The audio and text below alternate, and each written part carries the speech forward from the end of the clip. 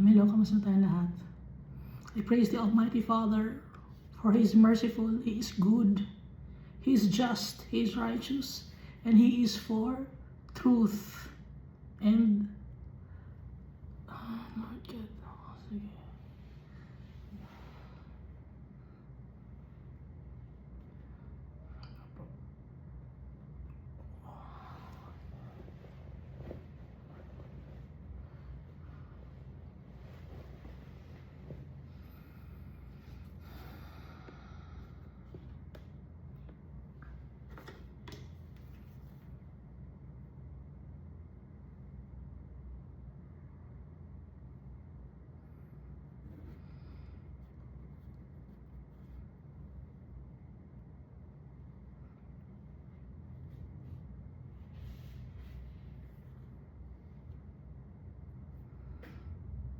Hello, kamusta tayong lahat? I praise the Almighty Father, for He is for truth and justice. He is our inheritance, and we are His children, His treasure. Our Father is good. He will never leave us nor forsake us. Even if we are already old and gray, He will sustain us. He is our real home. And our Father sent to us the Mediator, the Messiah, the Redeemer, Jesus Christ, the man clothed in linen with an inkhorn. The Almighty Father anointed Jesus Christ to save us, to free us from the bondage of sin and shame. There is no more condemnation in Jesus Christ. Jesus Christ is the bread of life. He is also our high priest in the order of Melchizedek. No one can come to the Father except through Jesus Christ.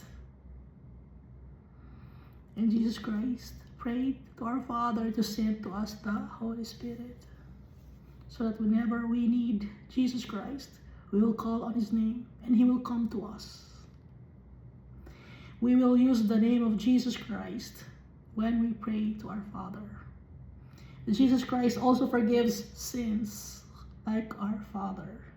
Therefore, Jesus is also God. I thank the Holy Spirit, for He is always with us, always reminding us to be our Father, always reminding us to follow the path to righteousness. So, Iska, last time we read Psalm 138, 139, and 140. So dito sa Psalm 138, we must praise our God wholeheartedly.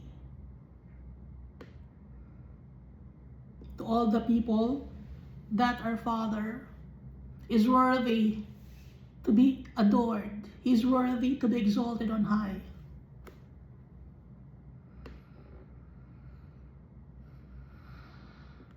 We will not just worship our Father through our mouths, but also through our works,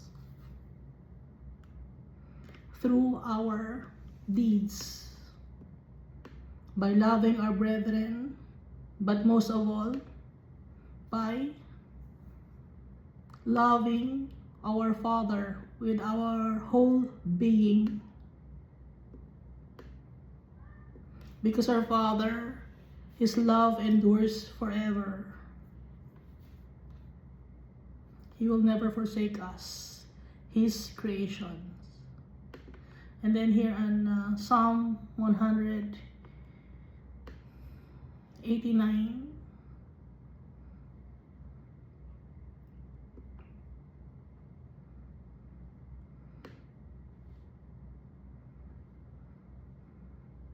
We can never flee from the presence of our Father.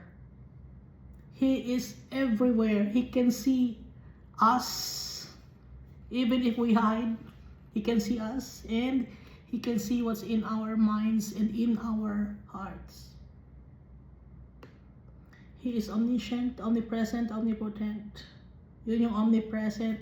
He is everywhere because He can see everything.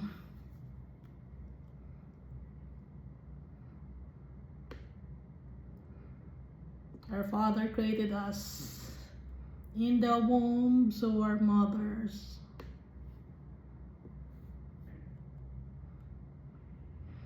Kaya kilala niya tayo. Alam niya yung number of our hairs. Alam niya yung mga veins natin. Iba-iba kasi yung number ng veins natin. Lahat ng kaloob-looban ng katawan natin, alam ni Almighty Father. We can never hide from Him.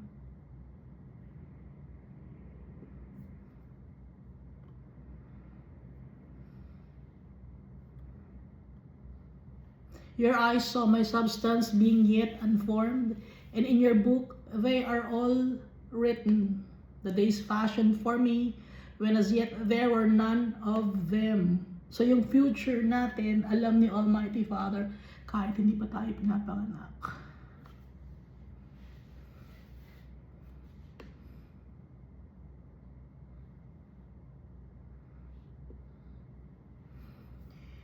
Numerous ang blessings ni Almighty Father.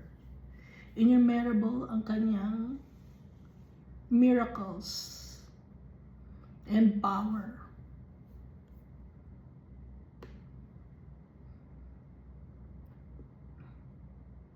And the time will come that people who are wicked will be thrown to eternal damnation.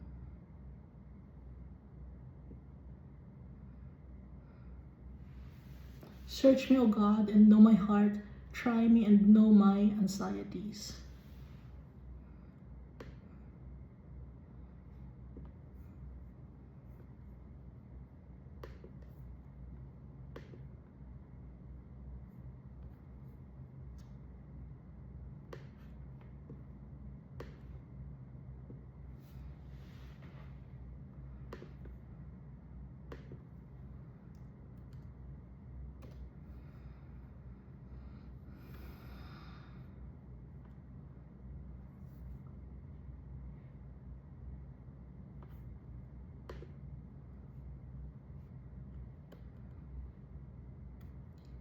Bago pa man natin isipin ang mga bagay, alam na ni Almighty Father. Bago pa man tayo mag-decide, alam na ni Almighty Father lahat-lahat.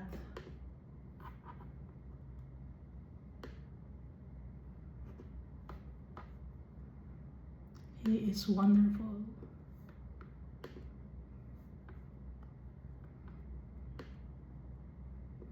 So dito na tayo iska. Psalm 140. Deliver me, O Lord, from evil men. Lord, ilayo niyo po ako sa mga tao na wicked. Pag sinasabing men dito, kasama na rin dito yung women. Kasi, kaya nga, women, kasi yung women came from men. Gawa tayo, or galing tayo sa tadyang ng mga tadyang ni Adan, sorry. Galing tayo sa rib ni Adam ang mga babae.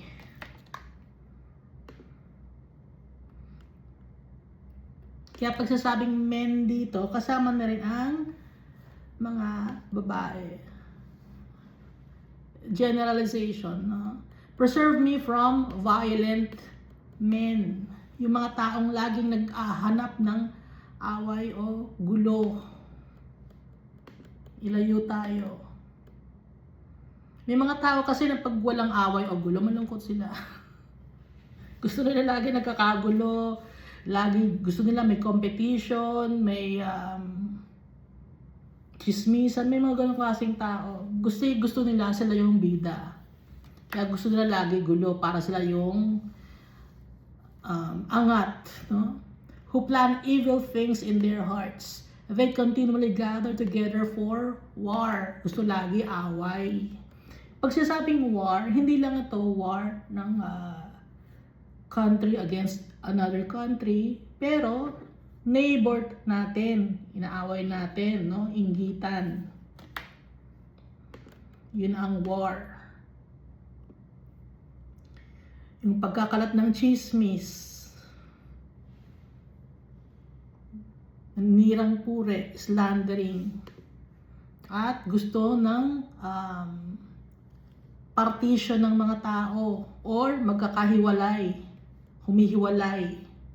Kasi Almighty Father, gusto niya tayo i-unite for Him because He created us.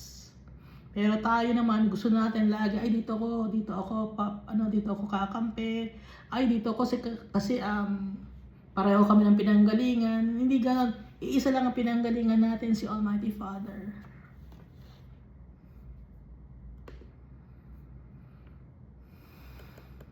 At saka, yung mga gusto ng away, mahilig yun sa mga kasinungalingan. Galing lahat sa kasinungalingan, ano? Sinong unang nagsinungaling? Yung ahas. Niloko niya si Eve. Ngayon si Eve naman, she manipulated Adam.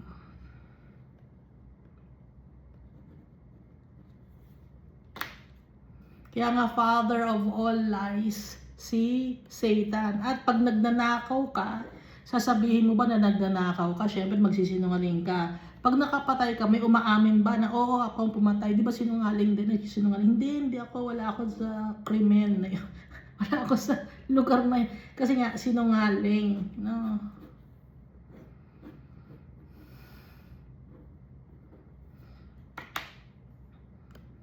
Verse 3, they sharpen their tongues like a serpent.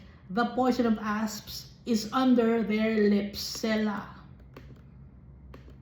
Matalas yung dila sa pagsasalita ng mga masasakit na bagay. Matalas, nakakasugat. Ibig sabihin, sharpen their tongues like a serpent. Ahas. Traidor. Ang salita nakakamatay yun, kaya nga may mga tao na they kill themselves. Kasi nakakarinig sila ng mga pangit na bagay. May nambubuli sa kanila, may nang-uudyok sa kanila to do wicked things. Kaya yung dila natin, ingatan natin. Na ang ilalabas lang ay ang pagpupuri kay Almighty Father. At meron din na nagtuturo ng mali sa mga tao. Teaching things that are not in the Bible. Ano pa? Iniiba or pinipervert ang truth. Verse 3, they sharpen their tongues like a serpent. The poison of asps is under their lips. Lason. Pag sinasabing lason, alam natin ang lason ay nakakamatay. Pag nakakamatay, hindi yun physically, kundi spiritual death yun. At kahit buhay ka pa dito sa mundo, if you don't believe in Jesus Christ and in the Almighty Father, you are considered as dead already.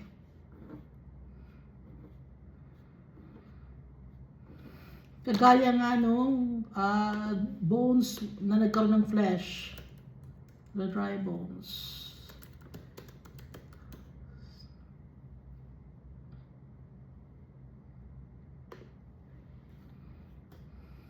Ezekiel. Kaya dapat i-share natin sa mga tao ang kabutihan ni Almighty Father. I-share natin ang victory ni Jesus Christ para mabuhay ang tao. Gagaya na nandito sa Ezekiel chapter 37, yung the dry bones live, no? Yun ang ibig sabihin nun. The poison of asp is under their lips, nakakamatay. Kaya dapat ang tao mabuhay for all eternity. Baka kasi sabihin niya, namatay eh. Physical body namatay, but yung soul, babalik yung Almighty Father. Therefore, the person is alive for all eternity with our Father.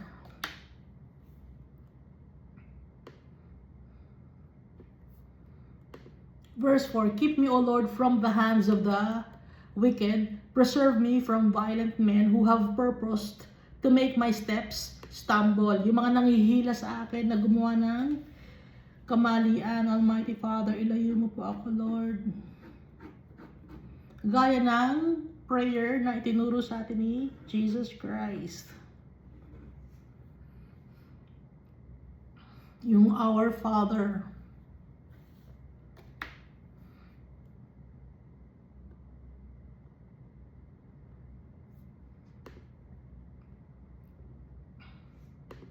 Verse 5, the proud have hidden a snare for me in cords. They have spread a net by the wayside. They have set traps for me.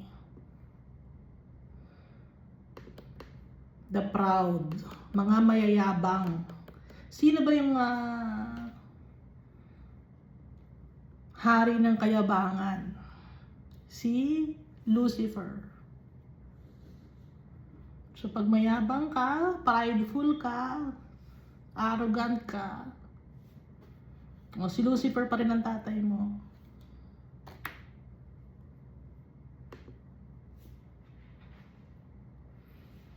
They have spread a net by the wayside. They have set traps for me. Kasi yung kaaway natin, nagsiset ng trap sa atin, gusto tayong hulihin para magkasala tayo. Nang sa ganun itapon tayo sa impyerno. May makasama ang mga fallen angels doon. Gusto ng mga fallen angels, isama nila ang mga tao sa impyerno.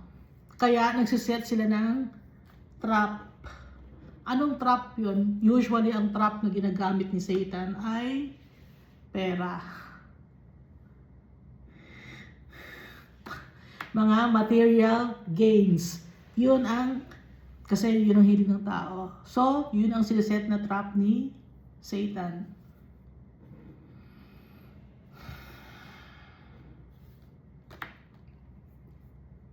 Kaya nga 'di ba maraming mga nagsisinungaling, ng loloko ng kanilang mga produkto or nanloloko sa trabaho, nagnanakaw kasi nga natatempt sila dahil gusto nilang yumaman. So, ang ginagawang temptation ni Satan ay ang kayamanan dito sa mundo. Dahil lahat ng gusto ng tao dito sa mundo, hindi naman lahat, no? Kundi karamihan ng mga tao dito sa mundo gusto fame, wealth, and riches. Fame, wealth, and power pala, sorry. Fame, wealth, and power. Verse 6, I said to the Lord, you are my God. Hear the voice of my supplication or requests. Ikaw ang aking Diyos, Almighty Father. Pakinggan niyo po ako, dinggin niyo po ang aking prayers. O God, the Lord, the strength of my salvation, you have covered my head in the day of battle. Araw-araw meron tayong battle sa buhay. Magde-decide tayo. Araw-araw yun. Kung napapansin ba ninyo, sinakausap ko sarili ko na. Araw-araw may battle ako sa buhay ko. Ang sabi dito, you have covered my head in the day of battle, meaning headstrong, may protection ng ulo natin. Wise decision making dapat lagi ang ginagawa natin. Seek the Lord's approval. In all thy ways acknowledge Him. And para maprotektahan yung ulo natin, maprotektahan tayo, maprotektahan yung sanity natin. Dahil left and right, yung traps or snares ng accusers natin. Kaya kailangan nasa heart and mind natin yung tatay natin. Yung kanyang words.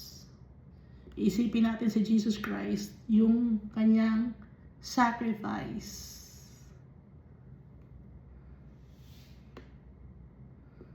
Verse 8, do not grant, O Lord, the desires of the wicked. Do not further his wicked scheme, lest they be exalted. Wag niyo po, Selah, Lord, wag niyo pong hayaan na maging successful ang mga wicked people. Hindi na mapalaganap ang kanilang mga kasinungalingan at kayabangan at kasamaan sa mundo.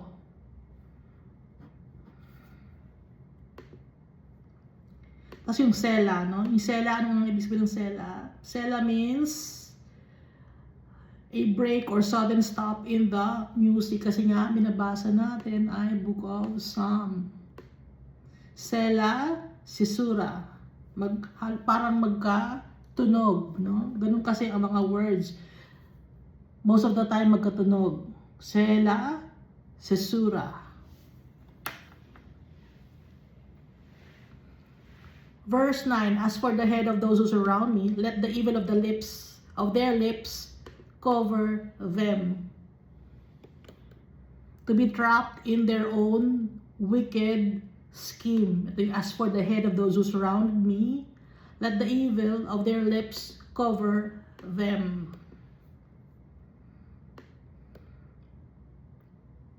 Mapahiya sila. Yung mga wicked or evil people. Verse 10, let burning coals fall upon them, let them be cast into the fire, into deep pits, that they rise not up again. Burning coals, uling na may apoy. Itatapon sila sa apoy din, fire, into deep pits, malalim, para hindi na sila umangat pa, hindi na sila makalaya pa. Eternal damnation. Itong verse 10, para sa mga wicked people. Kaya sinasabi natin wicked people kasi mas gusto nila gawin ang wickedness. Kahit mahal sila ni Almighty Father, pero kung patuloy na gumagawa ng wickedness ang mga tao, no choice but the souls of those people will be thrown to eternal damnation. Kasi hindi pwede si Almighty Father makasama ang kadumihan. Magiging malinis tayo dahil sa blood ni Jesus Christ. Kailangan natin si Jesus Christ dahil siya ang ating high priest. Siya ang ating burnt offering, sin offering. So nung nasa Old Covenant, napapatawad ang mga tao because meron silang high priest na pumapagitna at merong burnt offering, sin offering. Dahil ngayon, nasa New Covenant na tayo, New Testament, New Contract, pinadali na si Jesus Christ na ang tatawagin natin na name. Ipapaalala natin kay Almighty Father na ibinigay niya si Jesus Christ sa atin para maging malinis tayo. And our Father will acknowledge it. Dahil siya mismo ang nagpadala kay Jesus Christ.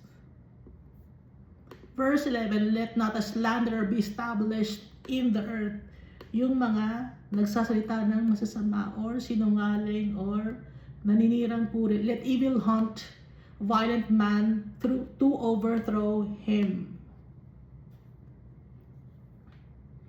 Pag ang tao gumagawa ng wickedness, yun ang kanyang downfall. Violent man, gusto lagi ng away, gulo, violente.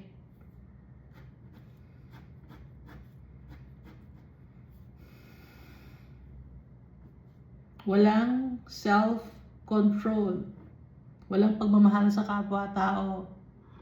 Walang contentment, walang kasiyahan. Yun ang mga violent men. Kahit na mayaman sila or tumatanggap sila ng madaming pera dito sa mundo, hindi pa rin sila masatisfied. Gusto pa rin nilang manira, mang-away.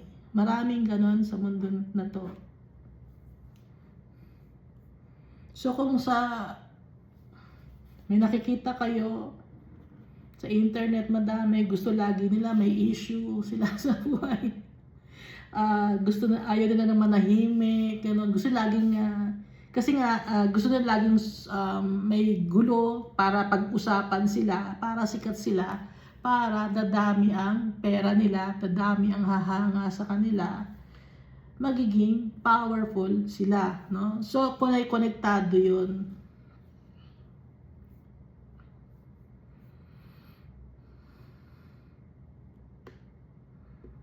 Sometimes, ibo-broadcast pa yung away, no? Nakakaya yun yung binabroadcast pa yung away. Pag may gusto nila binabroadcast pa yung away nila. Ipapa-interview pa, gano'n. Ipopost pa yung away sa internet. May mga nagpaparingganan, gano'n.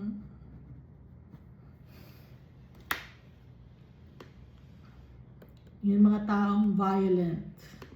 Verse 12, I know that the Lord will maintain the cause of the afflicted and justice for the poor. Si Almighty Father, He will maintain the cause of the afflicted and justice for the poor.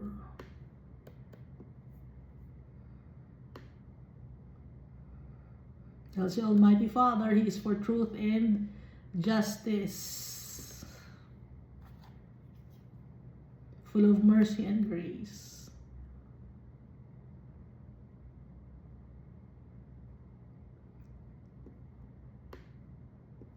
Verse 13, surely the righteous shall give thanks to your name, the upright shall dwell in your presence.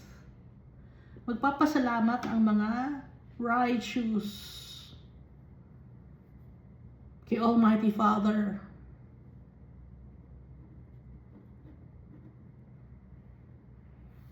At yung upright, no, right din, may word na right din, shall dwell in your presence. Makakasama ni Almighty Father, the righteous people. Sa ngayon, walang righteous sa atin, walang good, but time will come, we will be like Jesus Christ. We will be like our Father.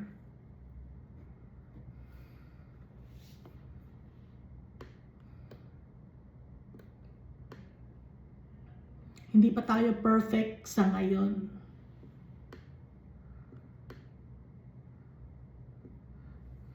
Pero meron tayong conscience. Lagi nagpapaalala sa atin ng Holy Spirit. Kaya nga pag nagkakasala tayo, hihingi agad tayo ng kapatawaran. In Jesus' name.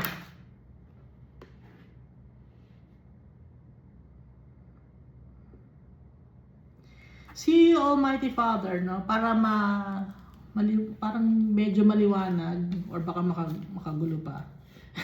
Para medyo maliwanag, si Jesus, siya yung ihahalin tulad natin. Si Jesus, siya ay tower. Yung Holy Spirit, para siyang signal kasi hindi nakikita. Ngayon si Almighty Father, siya yung telecommunication company. Para makapag-communicate tayo sa tatay natin, kailangan natin ng signal, kailangan natin ng Holy Spirit. Ngayon, yung Holy Spirit dadaan kay Jesus Christ, yung ating tower of refuge. Ngayon, from Jesus Christ, siya ang pumapagitna sa atin para sa ating Diyos, kay Almighty Father. Kung wala si Jesus, our tower of refuge, hindi makakarating ang prayers natin kay Almighty Father. Kung isinasantabi ninyo si Jesus, hindi nyo ina-acknowledge Jesus, you are praying in vain.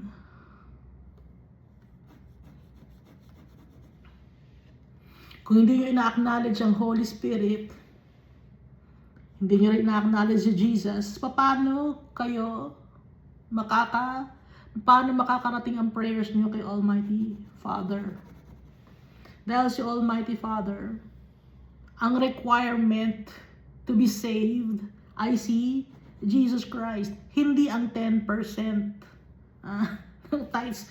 Akala kasi, requirement, kailangan ng 10% para makapunta sa langit. Hindi yon. Ang kailangan, 100% of our whole being. To trust in Jesus Christ through the power of the Holy Spirit. At malalaman ng tao na tayo ay followers of Jesus Christ and the Almighty Father if we have the fruits of the Holy Spirit, no? Tatandaan natin yon.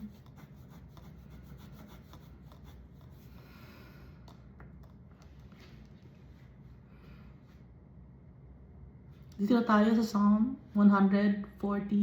Lord, I cry out to you. Make haste to me. Give ear to my voice when I cry to you. Lord, pakinggan niyo po ako, Lord God, sa aking mga prayers pag ako ay umiiyak sa iyo. Let my prayer be set before you as an incense. Yung prayer ko, Lord, maging parang incense or mabango sa pang-amoy mo, Almighty Father. Pag nagpe-pray tayo kay Almighty Father, we are also worshiping Him kasi nagtitiwala tayo sa Kanya. Trusting our Father means we are also worshiping Him. Kaya incense, no? Ano bang incense? Si Jesus Christ, when He was born into this world, He was in a manger. Dinalaw siya ng mga wise men. Ang dala-dala, frankincense and myrrh. Yun ay mga incense. Oil, no? Oil yon na pwedeng lagyan ng apoy. Dahil yung oil naman talaga, ano yun, di ba? Flammable. Mabango sa pang-amoy ni Almighty Father. Let my prayer be set before you as incense. Ang nagbigay kay Jesus Christ ng frankincense and myrrh when He was still a baby, dinalaw siya ng mga wise men. Hindi sila tatlo, no? Imbento lang ng tao na tatlo sila. Wala naman nakalagay sa Bible na tatlong wise men. Bakit sila tinatawag na wise men or magi? Kaya sila tinatawag na wise men or magi. Wise, no? Kasi sila ay pinakinggan nila ang utos ni Almighty Father sa kanila. Kaya sila natawag na wise men. Tama yung kanilang desisyon na pakinggan ang sinabi ni Almighty Father. Kaya nasabi sila na wise men. Okay?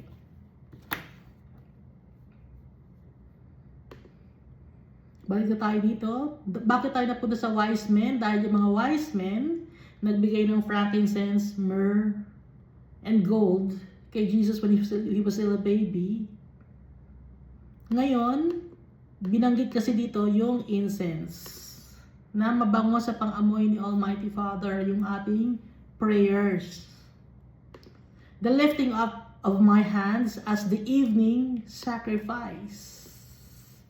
Pati na pag tinataas natin yung kamay natin kay Almighty Father na ganon, when we are surrendering ourselves to Him, it means we cannot do anything without our Father. Surrender tayo kay Almighty Father. Verse 3, set a guard, O Lord, over my mouth. Lord, bantayan niyo po yung aking bibig. Keep watch over the door of my lips. Kung ano, Lord, yung lumalabas sa bibig ko, bantayan mo po, Almighty Father. Kasi kung ano yung lumalabas sa bibig natin, yun yung nasa heart natin. So may mga tao tayo na nadidinig na lagi nagmumura, yun yung nasa heart nila. May tao na puro bastos ang sinasabi sa bibig, binabanggit niya, no, bastos siya, dahil yun ang nasa kanyang heart. May tao naman na gusto lagi pera ang binabanggit niya, pera, kasi nga, yun ang nasa kanyang heart. May narinig na akong mga taong ganon.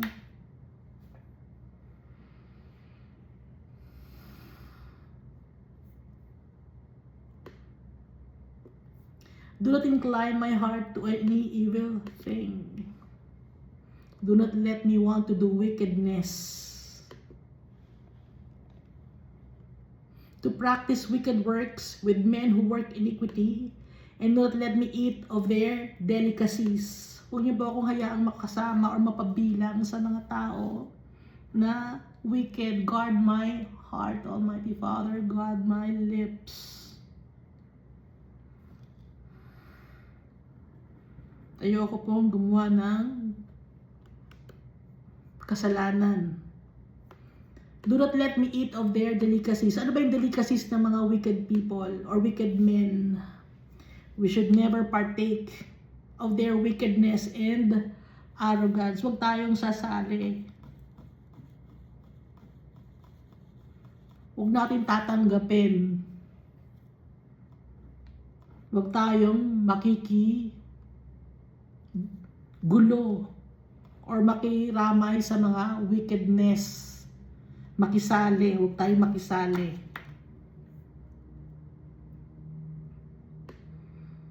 Pag may nagrarally dyan, sasali ba kayo?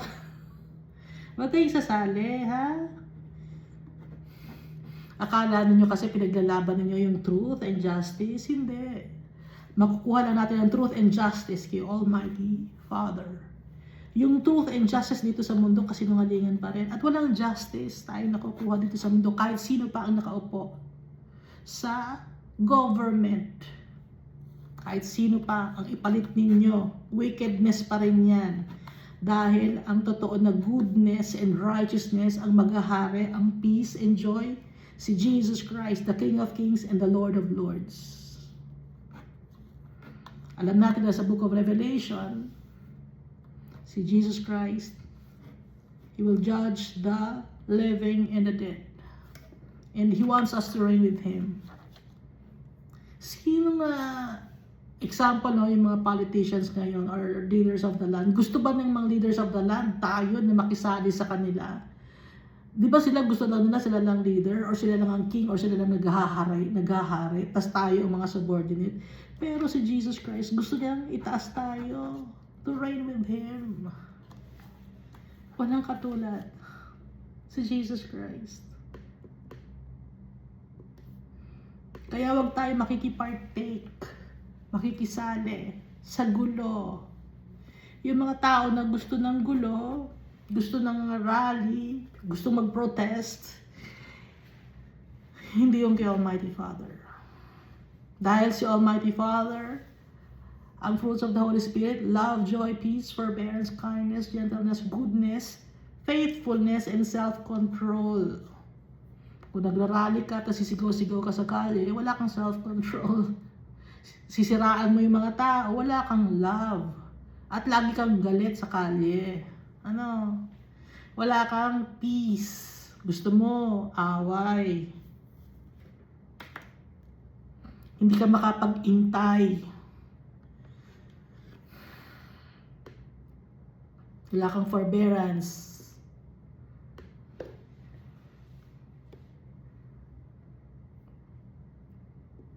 Dahil kahit sinong maupo, same pa din, wicked pa din.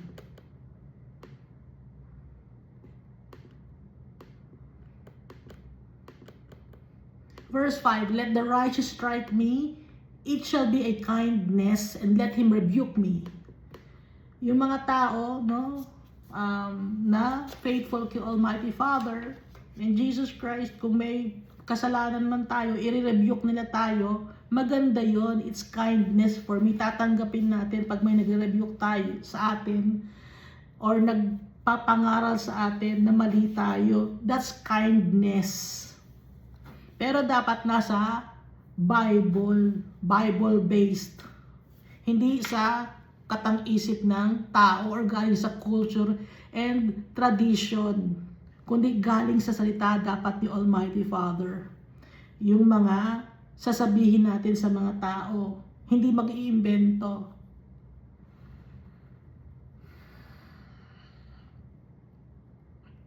Dahil yung mga culture and tradition ng mga tao galing sa imbento, galing sa kasinungalingan. Titingin tayo sa Bible because the Bible, it's authored by our Almighty Father. Our Father is for truth and justice. So if we want truth and justice, we must rebuke people by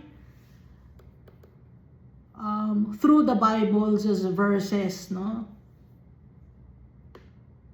Ibibigay natin yung mga verses ng Bible. Ito, brother, ito, sister, sabi nga niyan. Pero hindi kita ginajudge. Ito na sa Bible. Mahal kita, kaya sinasabi ko ito. Hindi para ikaw ay i-judge. Dahil there's no more condemnation in Jesus Christ. Ang magja-judge sa atin, si Jesus Christ. And if we judge people, dapat hindi tayo, or if we rebuke people, dapat hindi tayo gumagawa ng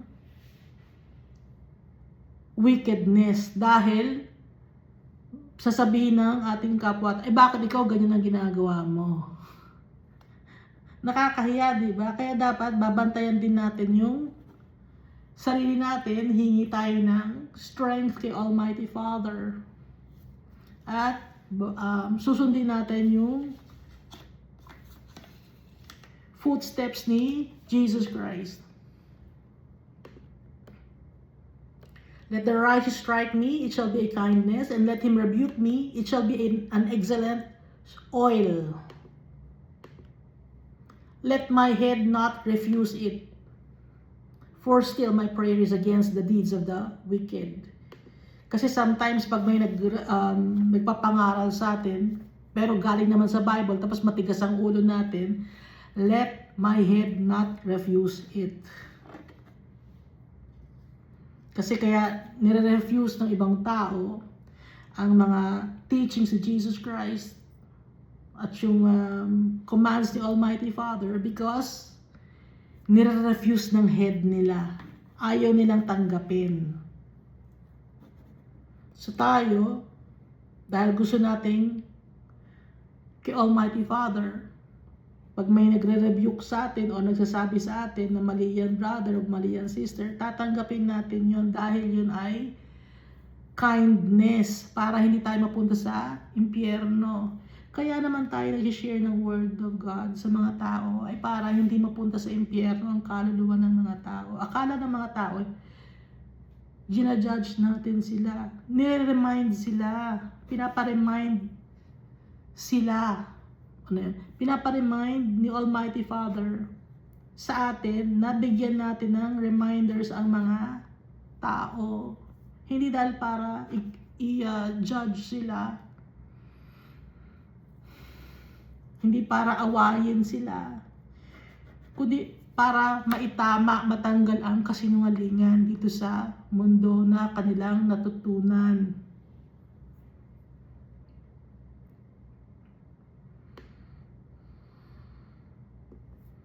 Verse 6, their judges are overthrown by the sides of the cliff, and they hear my words, for they are sweet. So yung deeds of the wicked, yung judges nila, those judges will be overthrown, itatapon by the sides of the cliff. Itatapon. Pag cliff, Ito yung cliff, no? Mataas yung cliff kasi, tapos merong parang ravine, okay? Itatapon. So pag itinapon, ibig sabihin, eternal damnation yon. And they hear my words, for they are sweet. Salita ni Almighty Father ay matamis. It's good. Yung mga lectures against the ways of the stubborn people are sweet. Para maging aware sila.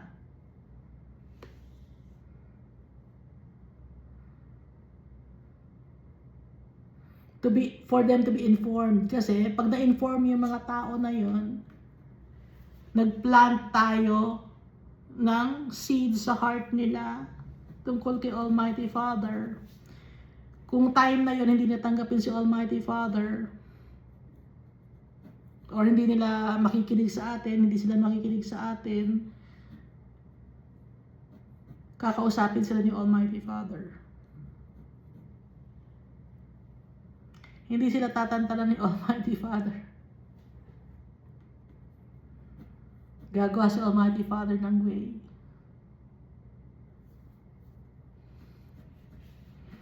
To show the people that He is good, that He is true, that He loves us. Si Almighty Father ang gagawa ng way. Kaya huwag natin ipilit ng ipilit, kundi kahit isang salita lang na si Almighty Father ay mabuti. Ngayon, yung mga salita na galing sa Bible, may isip yun, time will come, may isip ng mga tao yun, ng mga taong nire-reject si Almighty Father tsaka si Jesus, may isip nila yun. Kakausapin sila ni Almighty Father. Kaya wag natin ipilit sa kanila dahil we are not in control. Ang control na kay Almighty Father.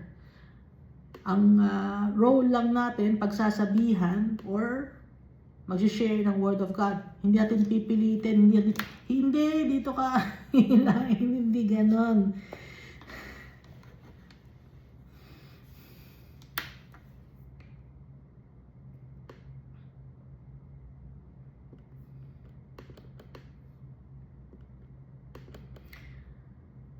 Verse 7, our bones are scattered at the mouth of the grave. So, mouth ng libingan. Wala pa sa libingan. Malapit na lang sa libingan kasi mouth na ng grave yun, ibig sabihin. Our bones are scattered at the mouth of the grave.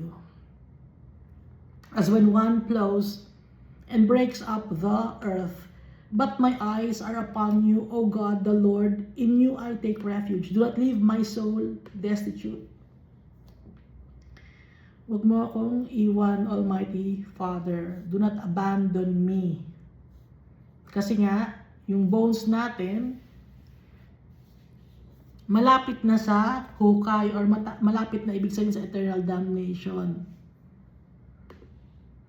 Pero, dapat yung mata natin, nakafocus kay Almighty Father dahil He is our refuge, our fortress, our protection. Do not leave my soul destitute or forsaken. Do not forsake me, Almighty God. Keep me from the snares they have laid for me.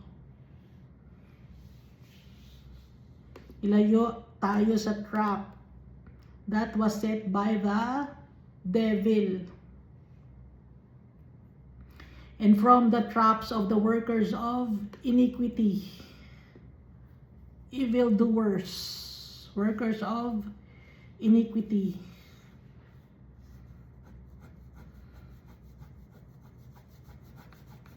Sometimes kasi yung trap hindi natin malalaman, hindi natin makikita, kaya nga trap yun. Kaya magpapray tayo kay Almighty Father na hindi tayo matrap. Dahil para mabuksan yung isip natin, makita natin, bago pa man tayo matrap, malaman natin. Magpapray tayo kay Almighty Father, hingin natin yung advice niya para hindi tayo mapahamak. Verse 10, let the wicked fall into their own nets while I escape safely. Para makaligtas tayo, safe tayong makaligtas. Pero yung mga wicked, sila mismo ang matatrap sa kanilang sariling net. Ano ba yung trap na yon? Yung trap na yon para mapunta ka sa eternal damnation, sa impyerno. May mga snares doon, may mga temptations doon na akala mo leading to goodness, akala mo ikakabuti ng buhay mo, pero at the end of that path, trap pala yon. Mapapasama tayo. Kaya in everything that we do, we must seek our Father, acknowledge Him, ask for advice. Kakausapin tayo ni Almighty Father para maka-escape tayo safely.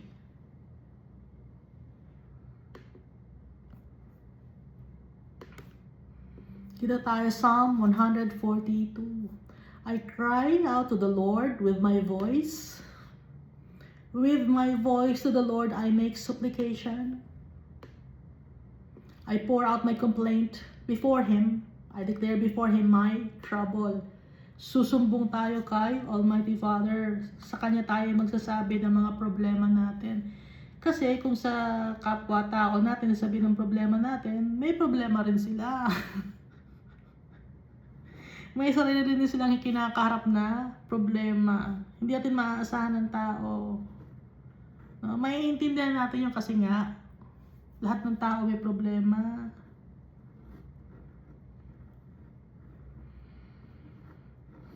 Lahat ng tao dumadaan sa flame. Refined, as silver is refined, tested as gold is tested. Kaya kanino tayo ngayon hingi ng tulong? Kanino tayo iiyak? Dito sa mundo, may nahihinga ng tulong. Pero, hindi naman masyado yung tulong na binibigay kasi, halimbawa, may magbibigay siya ng tulong. Pero ipopost sa internet yung tulong na yon. So, kumikita ngayon yung humingi ng tulong, yung hiningan mo ng tulong. So, nakabigay pa siya ng tulong sa'yo. Hindi, kasi pinagtrabahuhan mo yon. Kasi nandun ka, nakafocus sa'yo yung camera, nasa video ka. So, bayad yun sa'yo. Hindi yun tulong. Naintindihan ba natin? Example, may nagbigay sa'yo sa internet, no? Sikat sa internet, binigyan ka ng 1 million. Pero yung mukha mo, nasa internet, inaabot sa'yo yung 1 million. Hindi yung tulong sa'yo.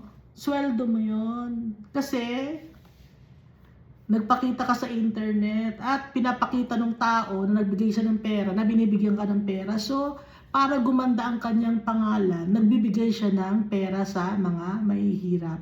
Ngayon, so ikaw ngayon, akala mo tulong yun. Hindi yung tulong, sweldo mo yun. Parang appearance mo yun.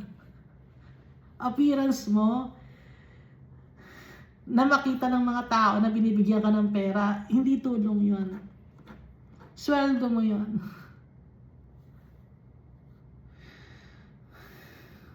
Si Almighty Father, siya ang totoo na magbibigay sa atin ng tulong.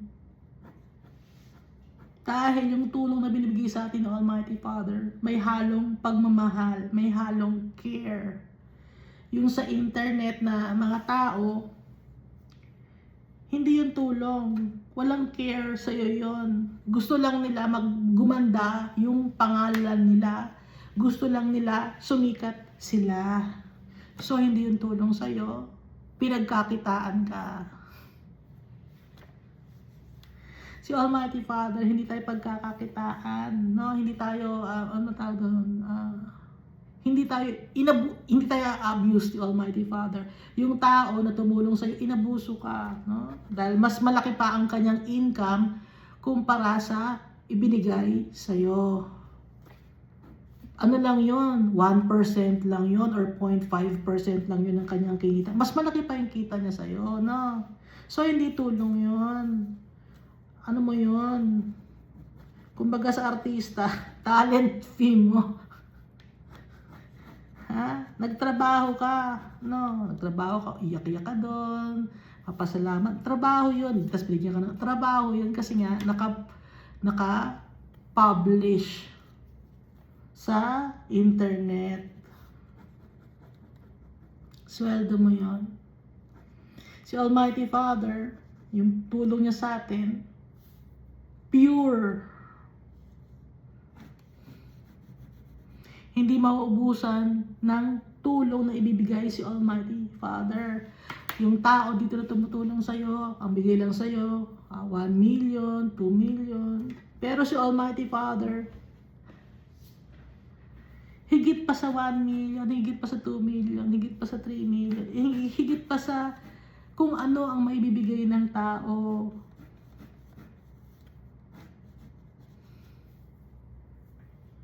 Kaya hingi tayo ng tulong kay Almighty Father.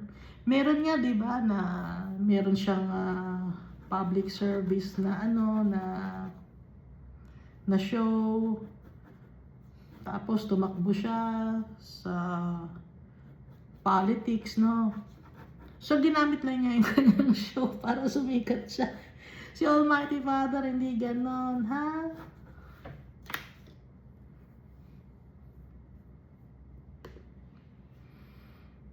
I cry out to the Lord with my voice to the Lord I make my supplication. I pour out my complaint before Him. I declare before Him my trouble. Sa Kanya tayo hingi ng tulong. Dahil pag Almighty Father tayo humingi ng tulong, we will be satisfied and contented. Verse 3, when my spirit was overwhelmed within me, then you knew my path in the way in which I walk. They have secretly set a snare for me. Laging binabanggit, no? Secretly set a snare or trap. Kasi nga, ang accuser natin, si Satan, yung kalaban natin, siya talaga yung kalaban natin, nagsiset siya ng trap para mapunta tayo sa impyerno.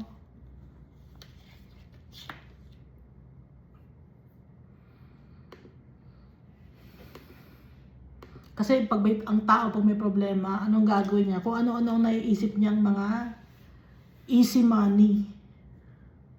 Ay, wala akong problema, wala akong pera. Siguro ganito ang gagawin ko, magnanakaw ako, mangloloko ng kapwa-tao, mang-scam, puro wickedness. Kasi niwalingan. Kasi ginagamit nga ni Satan yung gusto ng tao dito sa mundo. Lust of the eyes, lust of the flesh, and the pride of life. When my spirit was overwhelmed within me, then you knew my path in the way in which I walk. They have secretly set a snare for me.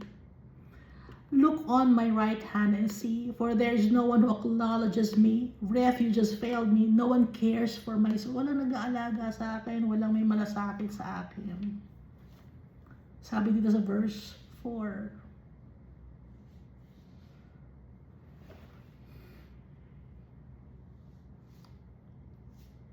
Yung tulong ng tao sa iyo, may hangganan. Pero yung tulong ni Almighty Father, walang hangganan. It's for all eternity. Walang hanggan ang kay Almighty Father. Sa mga tao, ang tulong ng tao ay may hangganan. Kay Almighty Father, walang hanggan. No?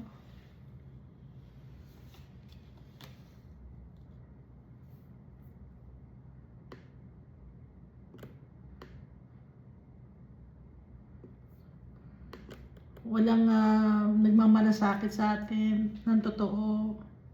Lahat may ulterior motive. Lahat humingi ng kapalit. Pero si Almighty Father, dahil sa tayo ay kanyang mga anak, hindi siya humingi ng kapalit.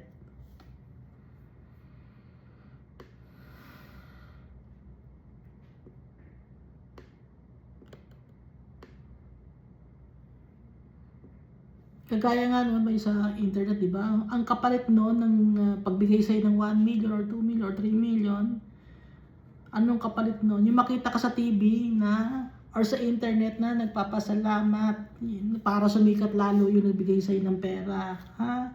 Yun ang kapalit noon. Kaya hindi yun bigay sa'yo. Talent fee mo yun.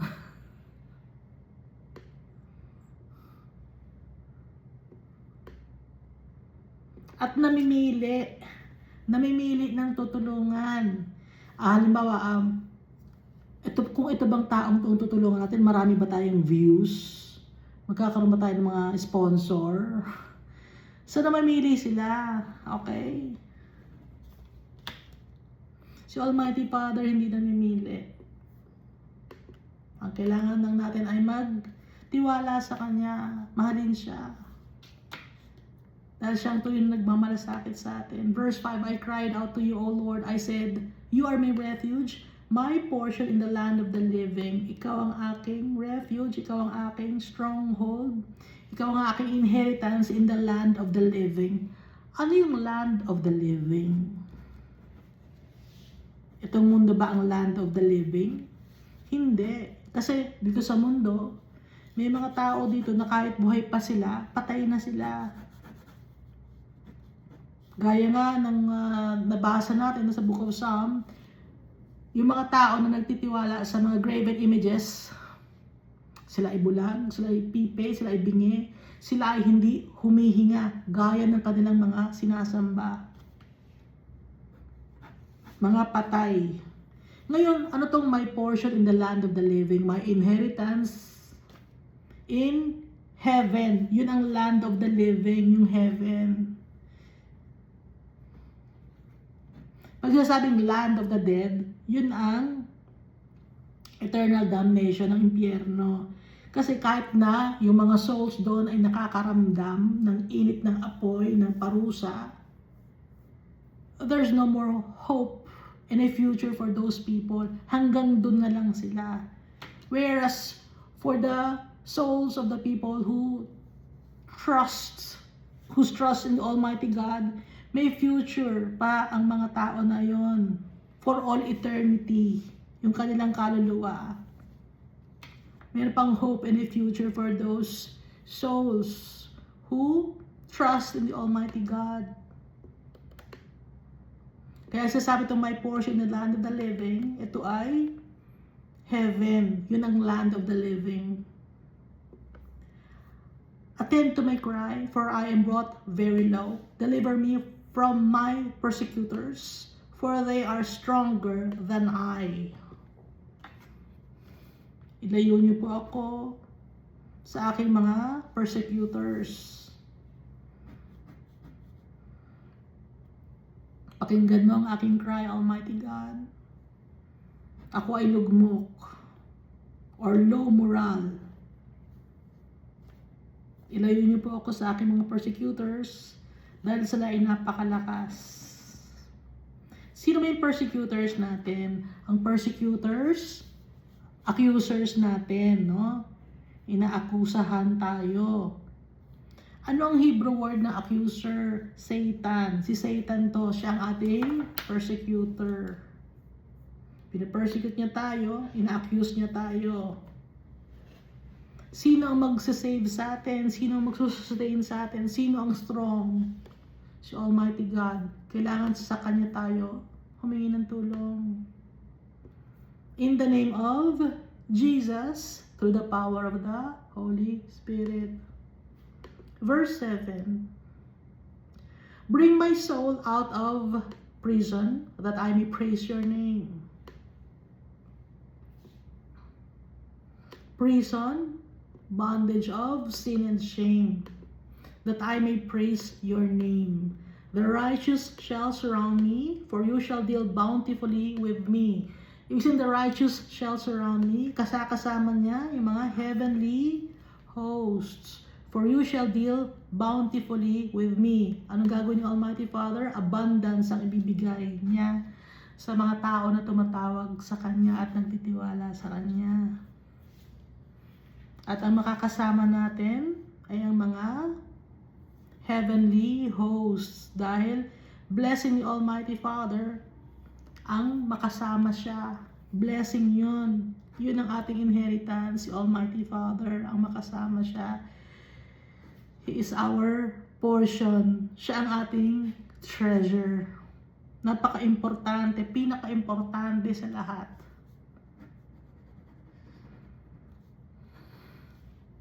Incomparable ang ating tatay, si Almighty God. He is faithful, He is true. Yun ang reason kung bakit niya pinadala si Jesus sa atin. Dahil He is faithful and true. Gusto tayong isave ni Almighty Father. And Jesus is very willing to give even His life on the cross. Kahit na siya ay parusahan, saktan ng mga tao. Para tayo masave. Dahil siya ang ating pattern. Siya ang ating susundan, na yapak, yung footsteps ni Jesus Christ. Kung paano siya namuhay dito sa mundo, kaya siya pinadala sa atin ng tatay natin. Dahil tayo, hindi tayo marunong, gusto lang natin, puro sarili natin ang iniisip natin. Si Jesus Christ, nung nandito siya sa mundo, hindi lang sarili niya iniisip niya, mas iniisip niya yung mga tao, naawa siya sa mga tao. So, gagayahin natin si Jesus Christ. Si Jesus Christ, hindi siya humingi ng kapalit. Ipinakilala niya sa atin yung tatay natin. Napakabait ni Jesus Christ. At si Jesus Christ, nagpapatawad din siya ng kasalanan ng mga tao. Na overlook siguro ng ibang mga tao yung turo ni Jesus Christ na yon, yung tao na paralyzed, no, na ibinaba sa, ang tawag doon, ano yun, yung ibinaba sa, galing sa roof.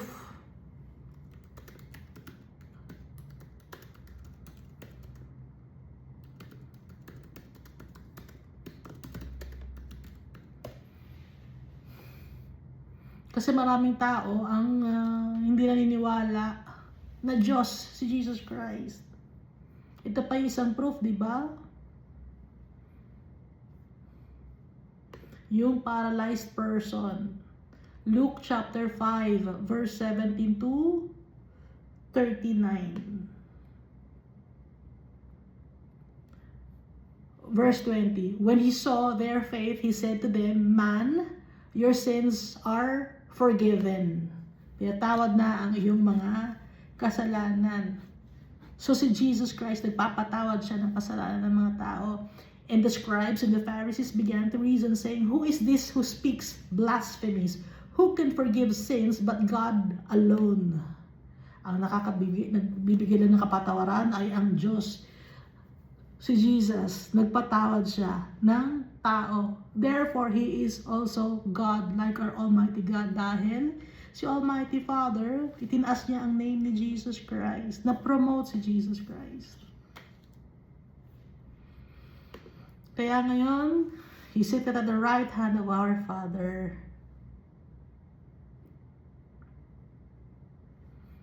Ang sabi ni Jesus dito, but when Jesus perceived their thoughts, perceived hindi niya narinig ni Jesus Christ. He only perceived their thoughts. Ang galing ni Jesus Christ, no? He perceived the thoughts of the men. He answered and said to them, "Why are you reasoning in your hearts?"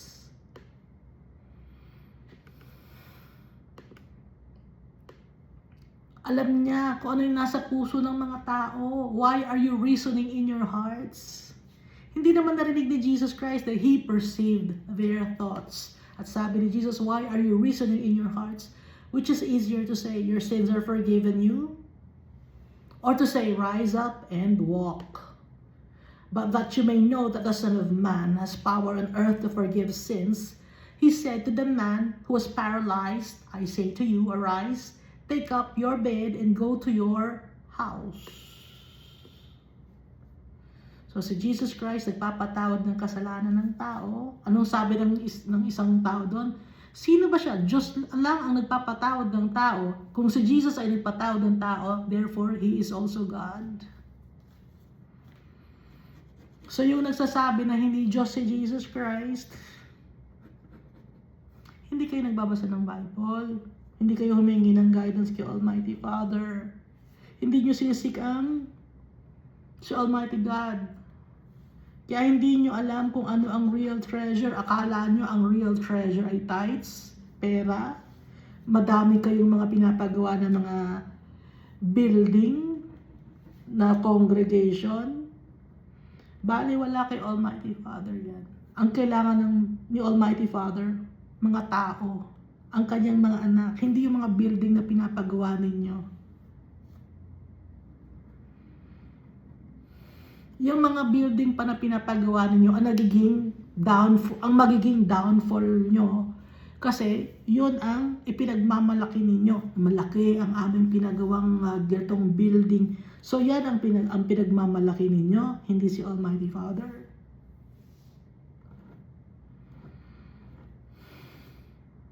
Kung yan ang pinagmamalaki ninyo, sisirain ni Almighty Father yan. Dati yung panahon, sisirain ni Almighty Father yan.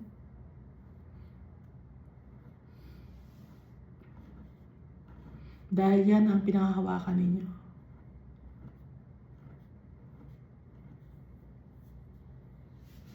Si Almighty Father, ayaw niya sa mga arrogant people. Gusto niya yung nagpapasakop ang mga anak niya sa kanya.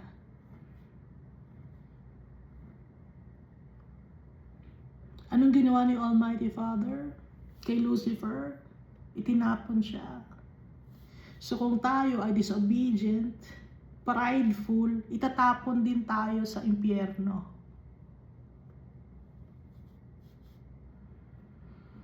Pero, if we are faithful to our Father, kahit hindi pa tayo perfect, pero kita ni Almighty Father yung heart natin that we are seeking Him. Gusto natin siyang sundin. Gusto natin siyang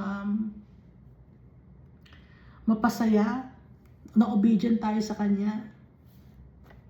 Ano ang gagawin ng Almighty Father? Isa-save niya tayo.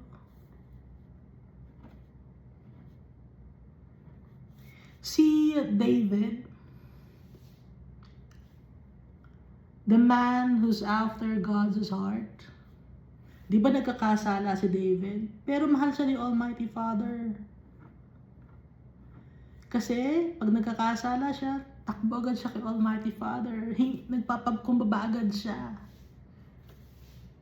Hindi siya naging prideful. Pag pinagsabihan siya, hingi agad siya ng sorry kay Almighty Father.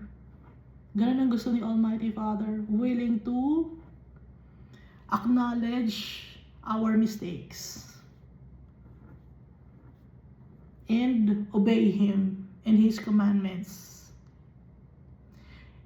Utos sa atin ni Almighty Father, mahalin si Jesus Christ. Sundin ang mga words ni Jesus Christ. Pakinggan ang mga salita ni Jesus Christ. Listen to Him. He is my Son. Sabi ni Almighty Father. Kaya makikinig tayo kay Jesus Christ. Si Jesus Christ, bago pa man gawin itong mundo na to, kasama na siya ni Almighty Father. At alam natin na ang na-meet ni Abraham, na tinawag niyang Lord, kasama ang dalawang angels, yun ay si Jesus.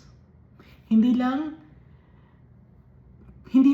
nilagay ang name na Jesus. Kasi nga, ang ibig sabihin ng Jesus ay Savior. Nung time na yon, hindi pa siya binababa ni Almighty Father dito sa mundo. Kaya hindi binabanggit ang kanyang name.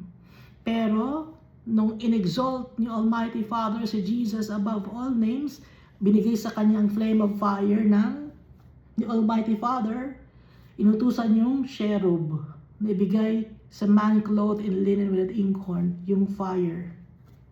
Si Jesus Christ din yan.